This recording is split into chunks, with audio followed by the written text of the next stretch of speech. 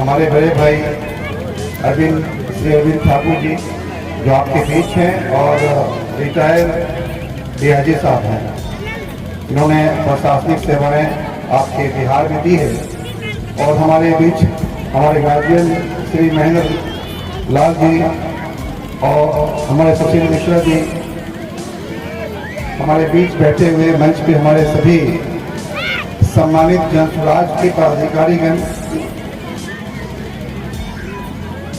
और हमारे बीच आप सभी सम्मानित बुजुर्गों, भाइयों और हमारी माँ बहनों से मैं गुजारिश करूंगा, हमारे बीच जो आप बैठी हुई हैं, मैं अपने बारे में कुछ कहना चाहता हूं। मेरा नाम डॉक्टर सुहैर अहमद खान है और आप लोगों से मिलने आए हैं। मैं दिल्ली पब्लिक स्कूल दरभंगा का निदेशक हूं और जनसुराज का एक छोटा सा सिपाही हूं। जनसुराज समझ रहे, जनसुराज क्या है पता है आप लोगों को? पार्टियों का तो नाम सुना होगा कि कौन कौन पार्टी है, भाजपा, लजपा, तजपा, कौन कौन है, क्या नाम है और बहुत सा राजद, तो जदयू, ये सब नाम सुना है आपने? ये सब नाम है पार्टियों का। और ये जो पार्टी है, ये पार्टी नहीं, एक विचार है, एक सोच है।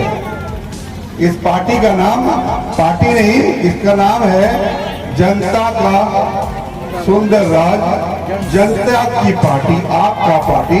इसका नाम है जनसुराज। बोलिए तो क्या नाम है? ये आपके जवान पर, आपके मस्तिष्क में ये नाम घुस जाना चाहिए, जनसुराज, जनसुराज, जनसुराज। जिसका छाप है, छाप क्या पता है? स्कूल का बैग, स्कूल का बस्ता। इसलिए है कि ये स्कूल का बस्ता जो है, ये आपके बच्चों के लिए, आपके लिए स्कूल का बस्ता, गरीबी मिटाने का रास्ता, ये स्कूल का बस्ता है। मैं आपको ये बताने आया हूं कि 30 और 35 साल से आप लोगों ने अलग अलग पार्टियों को वोट दिया है, दिया ना? सबको दिया है, ठगा भी गए। लेकिन इन पार्टियों ने आपके बच्चों के भविष्य का कोई चिंता नहीं किया, आपके बच्चों के भविष्य का कोई चिंता नहीं किया। सिर्फ आपसे वोट लेता रहा और लेकर के ये आपको ठगता रहा। मैं आप भाइयों से कहना चाहूंगा, भाई साहब हेलो, आपके बगल में भाई साहब, मैं बोल रहा हूं तो मैं डायरेक्टर हूं, बच्चों को पढ़ाता हूं। जो बच्चा मुझे नहीं देखता है, आई कांटेक्ट नहीं होता है, इसका मतलब वो बच्चा पढ़ने वाला नहीं। आपसे मैं इसलिए कर रहा हूं आई कांटेक्ट करने के लिए। डायरेक्टर का काम ये है कि एक भी बच्चा क्लास में अगर क्लास में इधर उधर देख रहा है तो इसका मतलब वो बच्चा जो है वो गलत है, उसको कोई चिंता नहीं है अपने भविष्य का। मैं जितने देर बोल रहा हूँ आप सिर्फ मुझे सुने। आपके बीच में आपका मेहमान बन के आया है, आपके गांव में आया हूँ, तो आपको ये चिंता होना चाहिए कि कम से कम सुने ये आदमी कह क्या रहे हैं।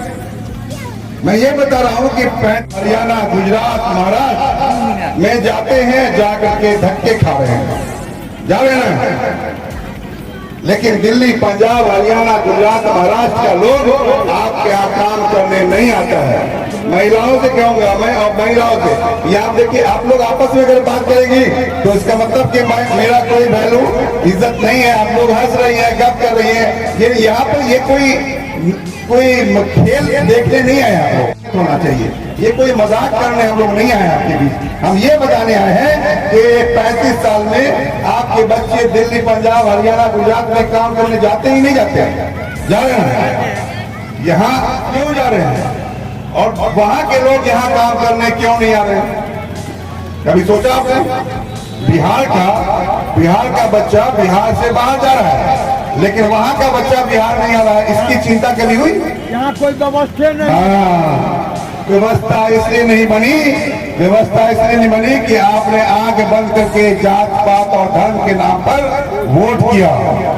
आपने अपने बच्चों के भविष्य के लिए आपने कभी वोट नहीं किया, कभी चिंता आपको नहीं हुई कि हमारा बच्चा भी पढ़ लिख करके एक अधिकारी बने। आप सिर्फ आश्रित रहे और उम्मीद भी रहे कि सरकार से 4 किलो चावल हमें मिले, और चावल, ये 4 किलो चावल जो है वही आपने सोच लिया कि इतना ही बड़ा हमारी जिंदगी है। जो आदमी बोलते हैं कि कुएं का मेढक जो है उसको सिर्फ कुआं भर ही आसमान दिखता है कि नहीं भाई, दुनिया जो है उस कुएं भर ही है। दुनिया दिखाने के लिए आपको अपने बच्चे की चिंता नहीं हुई, आपको ये फिक्र नहीं हुआ कि मेरा भी बच्चा पढ़ लिख करके अधिकारी बने, मेरा बच्चा पढ़ लिख करके 4 किलो चावल वाला नहीं 400-500 किलो चावल खरीदने का उसके अंदर में शक्ति पैदा हुआ। ये शक्ति पैदा आपके अंदर में नहीं होने दिया आपके नेताओं ने, आपके पार्टियों ने। आप जिस छाप को दे रहे हो छाप वालों ने, उसको उसकी चिंता नहीं हुई, और उसको तो नहीं हुई और आपको भी नहीं हुई। इसलिए आपका बच्चा पढ़ा नहीं, और नहीं पढ़ेगा तो वो बच्चा आपका जब पढ़ेगा तब तक कोई कलेक्टर बनेगा, डॉक्टर बनेगा, इंजीनियर बनेगा, प्रोफेसर बनेगा। जब पढ़वे नहीं करेगा तो मजदूर बनेगा। और मजदूर के लिए कहाँ जगह है? दिल्ली में, पंजाब में, हरियाणा में, गुजरात में, महाराष्ट्र में, वहाँ मजदूर है। इसलिए आपके मोदी जी जब आते हैं तो वो आपके शिक्षा की बात नहीं करते हैं, वो ट्रेन की बात करते हैं कि बिहार के लोगों, मैं तुम्हें 2 ट्रेन मैंने दे दिया है दिल्ली के लिए, पंजाब के लिए। क्यों? क्योंकि ये श्रमिक जो परिवार के लोग हैं उनको यहाँ से वहाँ जाने के लिए कि आप वहाँ जाओ वही काम करो। क्योंकि आपके बच्चे जो है वो इंजीनियर पैदा नहीं हो रहे हैं, नहीं पढ़ करके डॉक्टर नहीं बनना चाहते हैं, आप नहीं बनाना चाहते हैं, मजदूर पैदा हुए। और ये बिहार मजदूरों का फैक्ट्री है, मजदूरों का फैक्ट्री। आपको ये सोचना चाहिए कि हाँ भाई, हरियाणा वाला तो नहीं आता है, पंजाब वाला नहीं आता है, गुजरात वाला नहीं आता है, गुजरात वाला बच्चा नहीं आता है। क्योंकि मजबूरी में आपको प्लान करना पड़ता है, आपके बच्चों को वहां जाना पड़ता है। आपके सरकार ने कोई व्यवस्था बना के यहाँ नहीं रखा। ये 35 साल में सबको तो आपने देख लिया ना। अरे भाजपा को भी देख लिया, जदयू को भी देख लिया, राजद को भी देख लिया, सब पार्टी को देखा, कांग्रेस को भी देख लिया। लेकिन इन सबों ने मिल करके भी, अभी साझा सरकार है भाजपा जदयू का, इससे पहले जदयू राजद का सरकार रहा, इंडिविजुअल भी अलग अलग सरकारें चलाई है। इन सब मिलने के बाद, इन सब के मिलने के बाद भी बिहार में व्यवस्था परिवर्तन नहीं हुआ। आपके बच्चों को रोजगार नहीं मिला। इसलिए नहीं मिला, उसका दोषी वो नेता नहीं है, उसका दोषी जो है, अगर आपने गलत नेताओं को चुना है वो दोषी नहीं है, दोषी आप है। और दोषी कम पढ़ा लिखा लोग भी नहीं है, दोषी जो है कम पढ़ा लिखा लोग, बेईमान लोग वो भी नहीं है। दोषी यहाँ पर वो है जो इंसान समझदार है, पढ़ा लिखा है, अच्छे लोग हैं, वो दोषी है। उनके चुप रहने की वजह से आज इस बिहार का दुर्दशा है। हमारे बच्चों का जो दुर्दशा है सिर्फ अच्छे पढ़े लिखे लोगों के चुप रहने से।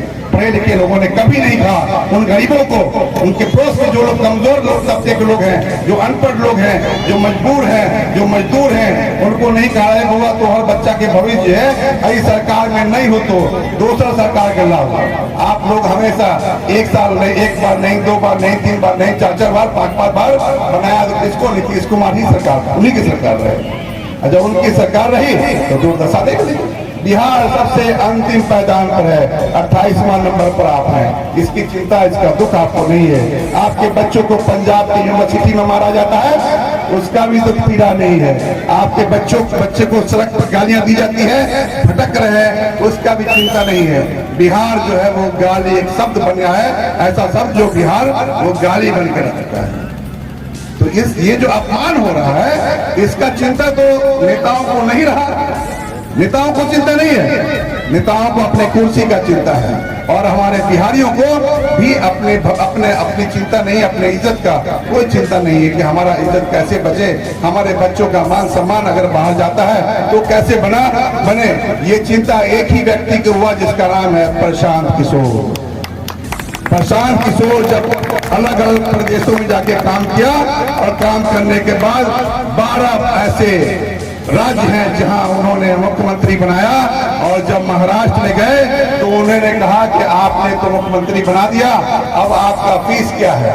उन्होंने कहा कि मेरा फीस यही है कि हमारे बिहार के जो बच्चे यहाँ काम करने आते हैं उन्हें सम्मान मिले, उन्हें गालियां नहीं दी जाए और बिहारी कह करके उन्हें अपमानित नहीं किया जाए। तो ये है बेटा आपका प्रशांत किशोर, इसी बिहार के मिट्टी का बेटा है जो हर जगह घूम घूम करके सरकारें बनाया, और उसने ये कहा प्रशांत किशोर जी ने कि हमारे बिहार के बच्चों को गाली दे करके नहीं बुलाओ, उन्हें इज्जत दो। उसके बाद जो उस प्रदेश में जब जा रहे हैं बिहार के लोग तो उन्हें इज्जत के नजर से देखा जा रहा है। तो वो आदमी चिंता कर रहा है जो आदमी 10,000 करोड़ का मालिक है। प्रशांत किशोर बहुत पढ़ा लिखा इंसान है, 10 साल अमेरिका में रहा, और रहने के बाद जब बिहारियों का दशा देखा, दुर्दशा देखा अन्य प्रदेशों में, तो उसे ये पीड़ा हुआ कि मैं सबके लिए तो काम कर ही रहा हूँ, इस बार मेरा ये फर्ज बनता है कि अपने बिहार के लिए काम करें, बिहार के बच्चों को इज्जत दी जाए, बिहार को 10 अग्रणी राज्यों में शामिल कराना ये हमारा फर्ज है। तो वो बेटा आपके बिहार के 5500 गांव में पद यात्रा करके, धूप में पानी में पैदल यात्रा करके आपके जमीनी हकीकत को समझा, और समझने के बाद जगह जगह ये सभाएं कर करके बताया कि जाइए लोगों को बताइए कि इस बार अगर बिहार नहीं बदलोगे तो कभी नहीं बदलेगा, बिहार को बदलो। आप किसी पार्टी के गुलाम है क्या?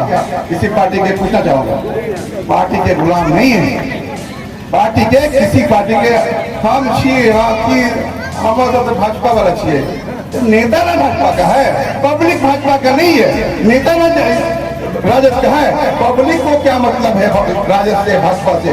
कोई मतलब नहीं है। अगर भाजपा का लोग अच्छा काम कर रहा है, आपका बिहार को 1 नंबर पर, 2 नंबर पर, 5 नंबर पर ले आया है, तो भाजपा को वोट दीजिए। राजद वाला अगर लेके आया है तो उसको वोट दीजिए। आप जो अच्छा काम कर रहा है उसको वोट दीजिए। लेकिन इन सबों के काम करने के बावजूद बिहार आज भी 28वां नंबर पे क्यों? ये सवाल कभी पूछा? आपके विधायक हैं आपके एरिया के, उनसे पूछिए कि तुमने जो काम किया है, हम तुम्हारे मालिक हैं, उसका ब्लूप्रिंट जारी करो, बताओ कि तुमने क्या काम किया। नहीं किया। आप इसलिए नहीं पूछा कि आपके मुंह में आवाज नहीं है, आपने जात और धर्म के नाम पर वोट दिया है, इसलिए आपका जमीर मर चुका है, हमारा भी मर चुका है। जब जमीर मर जाता है तो उसे मरा हुआ लोग कहते हैं। जिंदा लोग तो राजस्थान में है जो 5 साल का अपराध देता है, उसको किसी से मोहब्बत नहीं है, अपने लोगों से मोहब्बत है, अपने समाज से मोहब्बत है, हर 5 साल का अपराध देता है, कोई चिंता नहीं। और आपको चिंता है लालटेन का, चिंता है भाजपा जिंदा रहते है, उसका चिंता चाहिए। तो चिंता जब रहेगा, इसलिए चिंता है कि उन लोगों ने आपको डराया, भाजपा वाले ने डराया किससे? कि मुसलमान से खतरा है आपको, और राजद वाला ने मुसलमानों को डराया कि भाजपा से खतरा है आपको। तो अब ये हुआ कि भाजपा मुसलमानों को ये डराया भाजपा से, और जो पढ़े लिखे लोग आप लोग हैं, जो अपर क्लास के लोग हैं, उनको लालू से डराया कि जंगल राज आने वाला है, तुम उसको वोट नहीं देना। यही हाल हो गया कि राजद के डर से भाजपा को और भाजपा के डर से राजद को वोट दिया। आपको अपने बच्चों का चिंता नहीं हुआ। चैनल को like, comment, share and subscribe जरूर।